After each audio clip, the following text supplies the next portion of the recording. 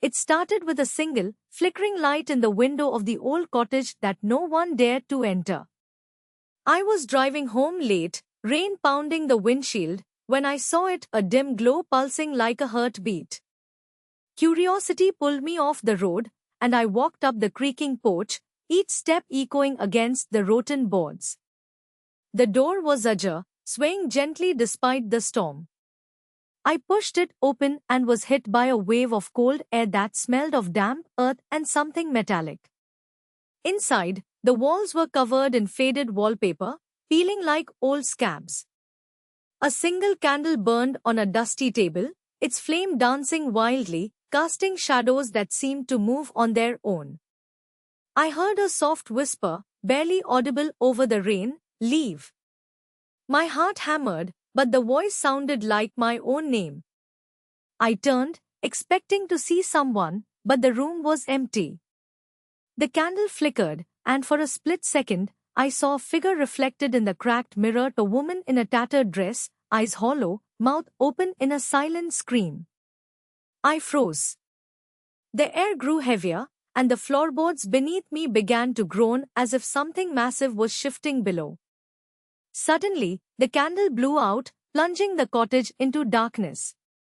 My phone's flashlight cut through the black, revealing a staircase leading down to a basement I hadn't noticed before. Against every instinct, I descended. The stairs moaned with each step, and the temperature dropped to an unnatural chill. At the bottom, a stone slab lay in the center, covered in fresh blood. Beside it, a diary lay open, its pages fluttering as if an unseen hand turned them. I read the last entry, "They will never leave. The house feeds on fear, and tonight it will claim another soul. If you find this, run." A sudden crash echoed from above, the front door slamming shut on its own. I sprinted back up, but the stairs had vanished, replaced by a solid wall of stone. Panic surged.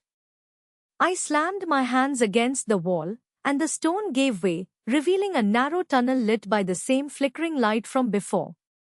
I crawled through, emerging outside the cottage just as dawn broke. The rain stopped, and the cottage stood silent, its windows now dark. I never spoke of that night, but the memory of the woman's hollow eyes haunts me. If you ever see a lone light in a deserted house, remember, some doors should stay closed. If this story gave you chills, hit like, drop a comment with your scariest experience, and subscribe for more real horror tales.